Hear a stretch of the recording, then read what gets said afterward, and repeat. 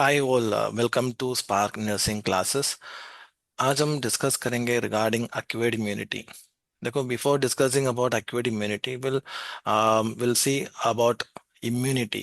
तो पहले हम थोड़ा सा एज एन इंट्रोडक्शन हम देख लेंगे इम्यूनिटी क्या है, फिर मेजर कैटेगरीज और क्लासिफिकेशन ऑफ इम्यूनिटी क्या होगा। इम्यूनिटी क्या हो सकता है, क्या होगा इम्यूनिटी, क्या होगा इम्यूनिटी, क्या है immunity? In the sense it's a resistance capacity, है ना, जो एबिलिटी है कोई भी माइक्रो ऑर्गेनिजम्स है, इन एनी माइक्रो ऑर्गेनिजम्स और लिविंग ऑर्गेनिज्म, हर एक लिविंग ऑर्गेनिज्म में कुछ रेसिस्टेंस कैपेसिटी है जो भी बाहर से आएंगे, जो हम बोलेगा एंटीजेंस, तो वो एंटीजन के अगेंस्ट कुछ फाइट करने का जो कैपेसिटी है वो है इम्यूनिटी। अभी देखो, इम्यूनिटी के अंदर जनरली टू मेजर कैटेगरीज है। One is known as innate immunity, one is innate immunity or another one is acquired immunity. So two major categories है immunity के अंदर, one is innate immunity and another one is acquired immunity. अभी देखो, ये जो innate immunity के अंदर क्या है, innate में क्या होगा, innate in the sense inborn, वो inborn है। inborn in the sense at the time of birth, जब बर्थ के टाइम में हमारे पास जो भी कैपेसिटी है, इम्यून कैपेसिटी है, नहीं तो रेसिस्टेंस कैपेसिटी है, वो है इनेट इम्यूनिटी। उसके अंदर हमारा ब्लड में जो काफी सेल्स हैं, जो न्यूट्रोफिल्स जैसे सेल्स है, हमारा स्किन इट सेल्फ होगा जो डिफेंस मैकेनिज्म है। बेसिकली ये सारे इनेट इम्यूनिटी के अंदर हमारा डिफेंस मैकेनिज्म्स होगा, नहीं तो बैरियर्स होगा, अलग अलग बैरियर्स जो स्किन लाइक बैरियर्स हैं। ठीक है। और the another one is acquired immunity. अभी देखो, ये एक्वायर्ड इम्यूनिटी को अदरवाइज हम बोलेगा specific immunity. These are known as specific immunity. और इनेट इम्यूनिटी को नॉन स्पेसिफिक बोल सकता है, क्योंकि वो स्पेसिफिकली कुछ पर्टिकुलर माइक्रो ऑर्गेनिज्म के ऊपर काम नहीं कर रहा है, वो जनरली वो रेसिस्टेंट कैपेसिटी दे रहा है for all the microbes. But अभी देखो, ये एक्वायर्ड इम्यूनिटी क्या है, वो हम बाद में हमारा बर्थ के बाद थ्रू एक्सपोजर और एक्सपीरियंस, हमारा एक्सपोजर और एक्सपीरियंस से थ्रू हम धीरे धीरे जो कैपेसिटी हम एक्वायर करेगा, जो रेसिस्टेंट कैपेसिटी हम बिल्ड करेगा, तो वो है एक्वायर्ड इम्यूनिटी। वो बर्थ के टाइम में नहीं होगा, उसके लिए एक्सपोजर होना चाहिए। तो उसमें जो स्पेसिफिक है, अभी ये जो इम्यूनिटी क्या है, स्पेसिफिक इम्यूनिटी होगा। स्पेसिफिक इन द सेंस वो एक पर्टिकुलर माइक्रो ऑर्गेनिज्म के अगेंस्ट होगा, कोई एक बैक्टीरिया और वायरस के अगेंस्ट सिर्फ वो इम्यूनिटी होगा। अगर ये इम्यूनिटी डेवलप हो गया तो वो प्रोटेक्शन हमको मिलेगा, सिर्फ दैट पर्टिकुलर माइक्रो ऑर्गेनिज्म के अगेंस्ट प्रोटेक्शन मिलेगा, सारे जनरल इम्यूनिटी नहीं मिल रहा है, इसलिए उसको हमने स्पेसिफिक इम्यूनिटी जैसे कंसिडर कर रहे हैं। अभी हम देख लेंगे एक्यूर्ड इम्यूनिटी के अंदर क्या है, तो हम आगे कंटिन्यू करेंगे। Acute immunity. So the acute immunity is the resistance that an individual acquires during life is known as acute immunity. देखो, ये हमारा लाइफ टाइम हम धीरे धीरे एक्वायर करेंगे, ये लाइफ टाइम प्रोसेस है, अनटिल डेथ तक ये प्रोसेस चल रहा, मतलब थ्रू एक्सपीरियंस हम इम्यूनिटी एक्वायर करेंगे। अभी देखो, ये एक्वायर्ड इम्यूनिटी के अंदर मेनली टू मेजर कैटेगरीज हैं। One is known as active immunity और another one is passive immunity. तो एक्टिव इम्यूनिटी क्या हो सकता है, एक्टिव क्या होगा, एक्टिव इम्यूनिटी क्या हो सकता है, active immunity in the sense जो इम्यूनिटी, इम्यूनिटी के अंदर जो इम्यून सिस्टम है ना, वो इम्यून सिस्टम एक्चुअली एक्टिवेट होगा जो हॉस्ट के अंदर, मतलब जो इंडिविजुअल खुद से एक्टिवेट हो जाएगा, उनका इम्यून सिस्टम एक्टिवेट होगा। और इम्यून रेसिस्टेंस के लिए उसके अंदर, बॉडी के अंदर जो भी ना एंटीबॉडीज का डेवलपमेंट होना है, वो हॉस्ट के अंदर खुद से जो प्रोसेस चल रहा है वो डेवलप करेगा, वो है एक्टिव इम्यूनिटी। तो active immunity is an immunity in which the host is producing it's on antibody. तो एंटीबॉडी कहाँ प्रोडक्शन चल रहा है, वो हॉस्ट के बॉडी के अंदर, और हॉस्ट इम्यून सिस्टम वो एंटीबॉडीज को प्रोड्यूस करेंगे। तो बेसिकली एंटीबॉडीज आएगा बी लिम्फोसाइट से, तो बी लिम्फोसाइट्स प्रोड्यूस करेगा एंटीबॉडीज। बट ये प्रोडक्शन कहाँ चल रहा है, अभी वो इंडिविजुअल या ऑर्गेनिज्म, जो भी ऑर्गेनिज्म है, उनका इम्यून सिस्टम और बी सेल्स एंटीबॉडी को प्रोड्यूस करेंगे, वो है एक्टिव इम्यूनिटी। अभी another one is passive immunity. अब ये पासिव इम्यूनिटी क्या होगा, in passive immunity the immune system और इसके अंदर ये जो इम्यूनिटी के अंदर जो एंटीबॉडी है, वो हॉस्ट खुद से नहीं बना रहे, तो वे कहाँ से आएगा, सम अदर इंडिविजुअल से आएंगे, नहीं तो सम अदर एनिमल से आएंगे। मतलब ये पहले से कहीं बनाया होगा, समवेयर एल्स ये जो एंटीबॉडी का प्रोडक्शन हुआ है, फिर आगे वो ट्रांसफर होगा एंटीबॉडीज। यहाँ देखो ये पासिव इम्यूनिटी के अंदर एंटीबॉडीज को ट्रांसफर कर रहा है, इधर वो अनदर इंडिविजुअल टू होस्ट में ट्रांसफर होगा। कॉमन बेटर एग्जांपल है मदर टू फीटस या mother to newborn, immunoglobulin transfer होगा, इधर थ्रू प्लासेंटा क्रॉस करके इम्यूनोग्लोबुलिन जाएगा, एंटीबॉडीज जाएगा, otherwise through breast milk breast feeding के टाइम में जो एंटीबॉडीज जाएगा। तो ये सारे चीज पासिव इम्यूनिटी के अंदर आएंगे, because it result from the introduction of antibodies from other person और animal. So this is about active and passive immunity. तो देखो एक्टिव इम्यूनिटी में इम्यूनोग्लोबुलिन होस्ट अपने से बना देंगे, बट पासिव इम्यूनिटी में वो इम्यूनोग्लोबुलिन बाहर से आएंगे, सम अदर इंडिविजुअल से आएंगे या एनिमल से आएंगे। अभी अगेन ये जो इम्यूनिटी के अंदर एक्टिव और पासिव इम्यूनिटी के अंदर टू अनदर सब कैटेगरी है, that is one is artificial और अनदर वन इज नेचुरल। तो एक जो है नेचुरल इम्यूनिटी, अगेन दोनों के अंदर आएगा, एक्टिव और पासिव में दोनों में नेचुरल और आर्टिफिशियल इम्यूनिटी चल रहा है। अभी एक्टिव इम्यूनिटी के अंदर जो आएगा नेचुरल इम्यूनिटी, अदरवाइज हम बोलेगा नेचुरल एक्टिव इम्यूनिटी। अभी नेचुरल एक्टिव इम्यूनिटी के अंदर क्या हो सकता है, नेचुरल एक्टिव इम्यूनिटी के अंदर क्या होगा, ये प्रोसेस नेचुरल होगा। देखो हम ऑलरेडी डिस्कस किया है एक्वायर्ड इम्यूनिटी थ्रू एक्सपीरियंस और एक्सपोजर, मतलब कुछ माइक्रो ऑर्गेनिज्म का एक्सपोजर होना है एंटीबॉडी का डेवलपमेंट के लिए। मतलब हमारा बॉडी में कुछ एंटीजन आएंगे, एंटीजन इन द सेंस जो माइक्रो ऑर्गेनिज्म हो सकता है, बैक्टीरिया और वायरस होगा, वो आएंगे तो क्या है, हमारा इम्यून सिस्टम एक्टिवेट हो जाएंगे और एंटीबॉडी का प्रोडक्शन होगा। अभी ये जो मैकेनिज्म नेचुरली चल रहा है, natural in the sense natural infection से थ्रू, इधर through natural infection in the sense, normally देखो अभी कोविड के टाइम में all are infected with, majority are infected with COVID, corona virus infection हो गया। तो वंस इन्फेक्ट हो गया तो इन्फेक्शन के बाद फिर वो इंडिविजुअल के अंदर एंटीबॉडी का फॉर्मेशन हो गया।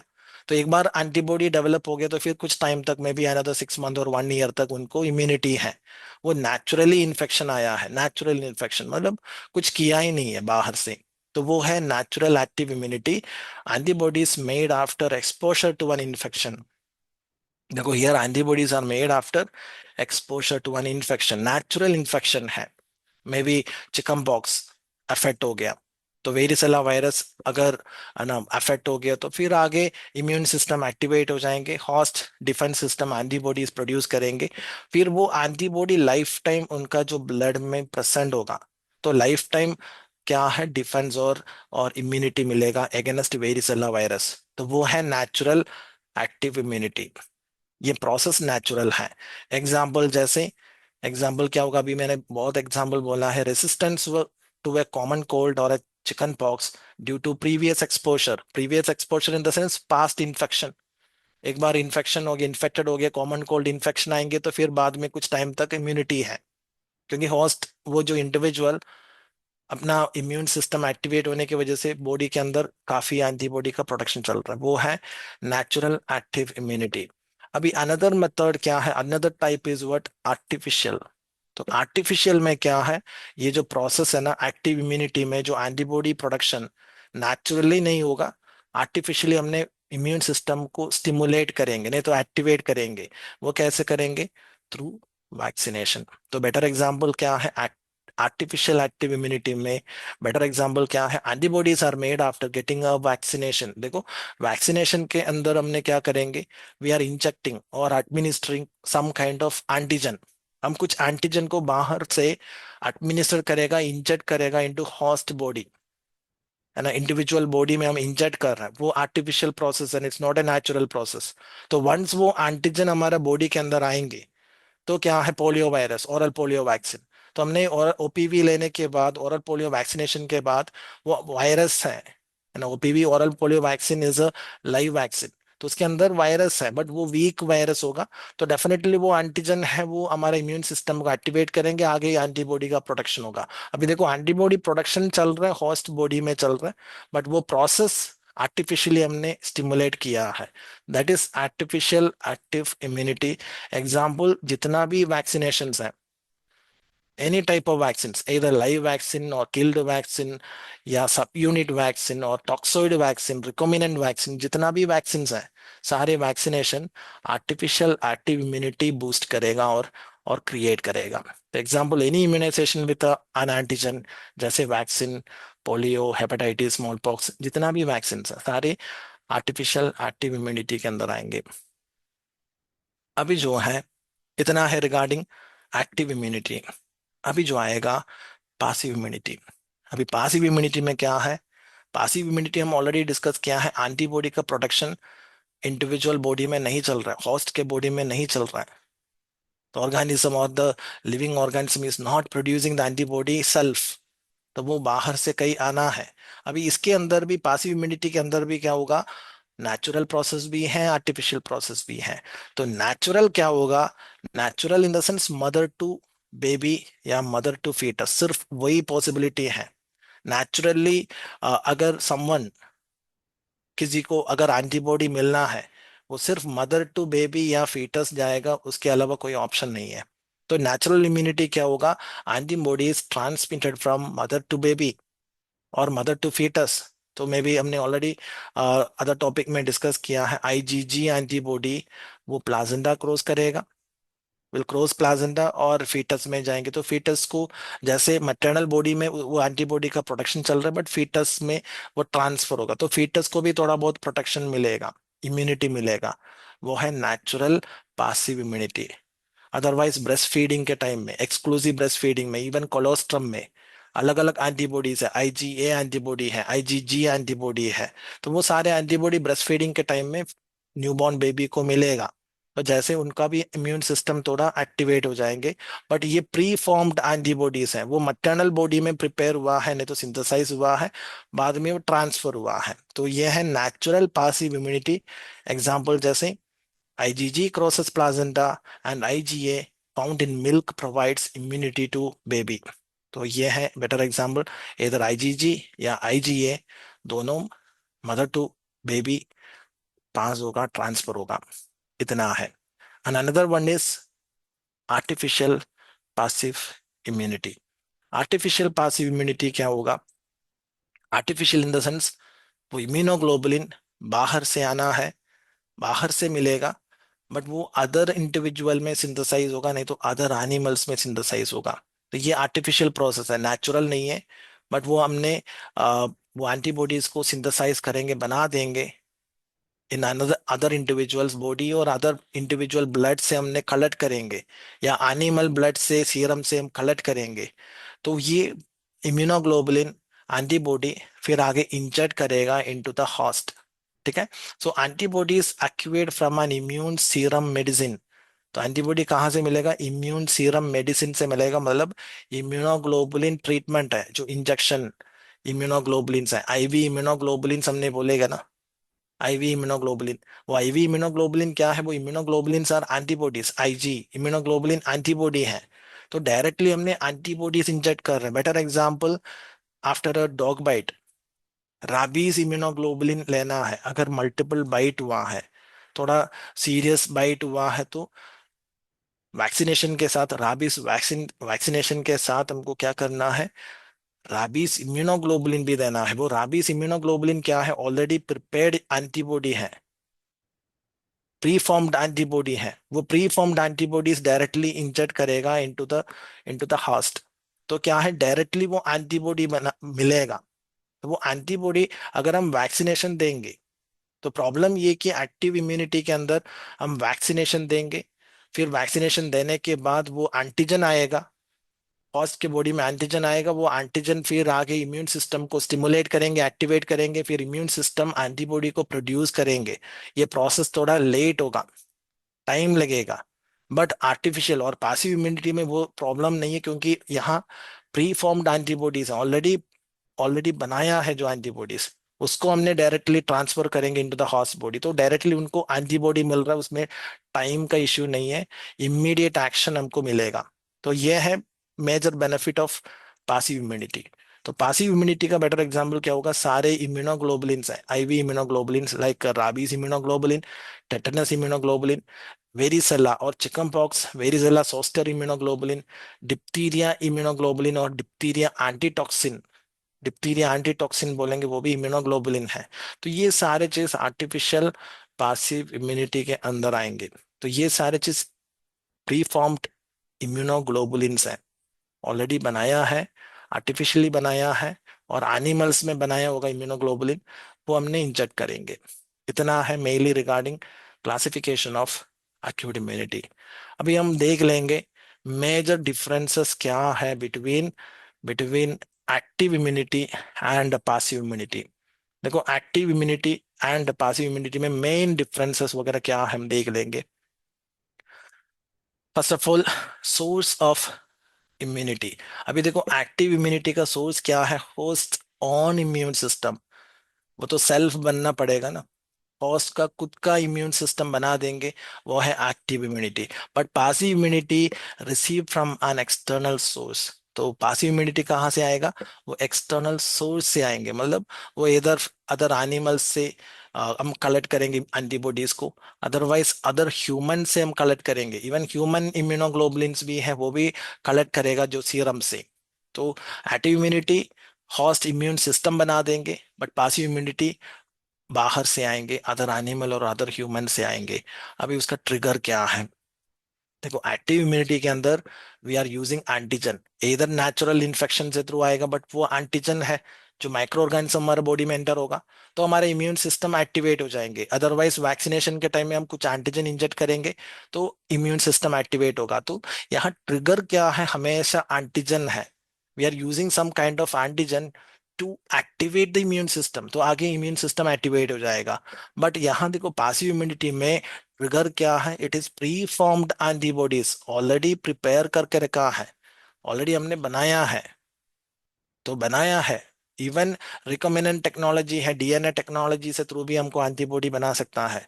जैसे आर्टिफिशियल मेथड से हमने कुछ एंटीबॉडी बना देंगे, नहीं तो अदर एनिमल्स में कुछ एंटीबॉडी बना देंगे, फिर उसको इंजेक्ट करेंगे। तो वो है, मतलब यहाँ ट्रिगर क्या होगा, वो प्री फॉर्म्ड एंटीबॉडीज है।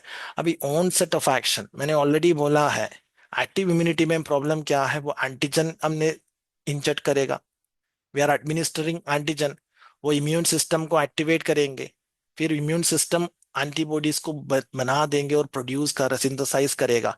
ये प्रोसेस थोड़ा टाइम टेकिंग प्रोसेस है, थोड़ा टाइम लगेगा। तो इसीलिए एक्टिव इम्यूनिटी थोड़ा डिलेड प्रोसेस होगा, ऑनसेट ऑफ एक्शन थोड़ा डिले होगा, यूजुअली 1 to 2 वीक्स लगेगा। 2 वीक्स एवरेज लगेगा एक्टिव इम्यूनिटी डेवलप होने के लिए, takes days to weeks to develop. But usually 2 week का जो टाइम लगेगा मेजोरिटी केसेस में इम्यूनिटी डेवलप होने के लिए। बट पासिव इम्यूनिटी में वो इश्यू नहीं है, क्योंकि हमने डायरेक्टली एंटीबॉडीज को एडमिनिस्टर करेंगे और इंजेक्ट करेंगे, तो प्रोसेस इमीडिएट है, onset of action is immediate, works instantly upon injection. तो जब हम इंजेक्ट करेंगे वो एंटीबॉडीज, तुरंत वो एंटीबॉडी का जो एक्शन स्टार्ट हो जाएगा, क्योंकि वो ऑलरेडी सिंथेसाइज हुआ है और ऑलरेडी प्रिपेयर्ड है, वो मैच्योर्ड एंटीबॉडी हमने इंजेक्ट कर रहा है। फिर ड्यूरेशन, अभी इसमें मेजर एक डिफरेंस आएंगे। ऑलवेज एक्टिव इम्यूनिटी ज्यादा बेटर होगा कंपेयर टू पैसिव इम्यूनिटी, क्योंकि active immunity long lasting immunity है। यहाँ लॉन्ग लास्टिंग रेसिस्टेंट कैपेसिटी मिलेगा, इम्यूनिटी मिलेगा, क्योंकि वैक्सीनेशन में OPV vaccination life time immunity मिल रहा है, varicella vaccination life time immunity मिलेगा। जैसे काफी वैक्सीनेशन में एक्टिव इम्यूनिटी के अंदर लाइफ टाइम या काफी long time long lasting immunity मिलेगा। But passive immunity short time होगा, शॉर्ट लिव्ड होगा, क्योंकि वो एंटीबॉडी हमने इंजेक्ट कर रहा है। ये जो केस में पासिव इम्यूनिटी में होस्ट इम्यून सिस्टम एक्टिवेट नहीं हो रहा है, होस्ट इम्यून सिस्टम में कोई रोल नहीं है, वो एंटीबॉडी को प्रोड्यूस नहीं कर रहा है। जितना एंटीबॉडी हम इंजेक्ट करेंगे, वो जब तक हमारा बॉडी में रहेगा, उसी टाइम तक हमारा बॉडी में रेसिस्टेंस कैपेसिटी होगा, इम्यूनिटी होगा। जब वो इम्यूनोग्लोबुलिन, उसका जो हाफ लाइफ है, सारे एंटीबॉडी हम इंजेक्ट करने के बाद धीरे धीरे उसका जो एक्टिविटी डिक्रीज होगा, कुछ टाइम के बाद, मे बी 1 or 2 वीक के बाद, may be after a month, वो एंटीबॉडी कंप्लीटली चले जाएंगे। उसके बाद फिर उनको इम्यूनिटी नहीं है, उसका जो बेनिफिट नहीं होगा, वो इम्यूनोग्लोबुलिन का बेनिफिट नहीं है और एंटीबॉडी का बेनिफिट नहीं है, क्योंकि वो चले गया, वो ब्रेक डाउन हो गया, नहीं तो है ना, वो एक्सक्रीट हो गया होगा। तो इसीलिए passive immunity is short lived, last only a few weeks two month. और इम्यूनोलॉजिकल मेमोरी कैसे होगा एक्टिव इम्यूनिटी में, ऑलरेडी हमने डिस्कस किया है, ये जो लॉन्ग लास्टिंग इम्यूनिटी प्रोवाइड कर रहा है, इन द सेंस एक्टिव इम्यूनिटी के अंदर memory cells, mainly T memory cells form होगा। मेमोरी सेल्स एक बार फॉर्म हो गया तो वो लाइफ टाइम वो मेमोरी सेल्स है ना, हमारे इम्यून सिस्टम में रहेगा। तो दोबारा वो एंटीजन आएंगे तो तुरंत एक्टिवेट हो जाएगा। वो है मेमोरी सेल्स का मेजर रिस्पॉन्सिबिलिटी और मेजर रोल वो है। मेमोरी सेल हमेशा वो एंटीजन के बारे में वो मेमोरी स्टोर करके रखा है, तो दोबारा आएंगे तो तुरंत एक्टिवेट हो जाएगा और वो एंटीजन को डिस्ट्रॉय करेंगे। बट पासिव इम्यूनिटी में मेमोरी सेल्स का फॉर्मेशन नहीं है, क्योंकि वो सिर्फ एंटीबॉडी है, तो इसीलिए लॉन्ग लास्टिंग इम्यूनिटी भी नहीं होगा। अभी देखो इसका पर्पस क्या है। एक्टिव इम्यूनिटी हम as a prophylaxis, prophylaxis in the sense for the prevention, to prevent an infection, और पोलियो को प्रिवेंट करने के लिए, और बीसीजी वैक्सीन देंगे चाइल्डहुड ट्यूबरकुलोसिस प्रिवेंट करने के लिए, और एमएमआर वैक्सीन देंगे और मम्स मीसल्स रुबेला प्रिवेंट करने के लिए। मतलब जितना भी वैक्सीनेशन है, वैक्सीन है, वो प्रिवेंशन के लिए हम यूज कर रहे हैं। प्रिवेंशन इन द सेंस वो प्रोफिलैक्टिक पर्पस है, प्रोफिलैक्सिस के लिए हमने यूज कर रहे हैं। But passive immunity always emergency purpose के लिए यूज करेगा, इन द सेंस अगर किसी को डॉग बाइट हो गया, मतलब देखो एक्सपोजर हो गया, राबीज का जो एक्सपोजर है, जैसे एक्सपोजर हो गया तो इमीडिएट और इमरजेंसी सिचुएशन में हम पासिव इम्यूनिटी के लिए इम्यूनोग्लोबुलिन यूज करेंगे। अदरवाइज पोस्ट एक्सपोजर ट्रीटमेंट के लिए हम यूज करेंगे इम्यूनोग्लोबुलिन। और अनदर एक better example, varicella immunoglobulin, chicken pox immunoglobulin है, वेरिजेला इम्यूनोग्लोबुलिन।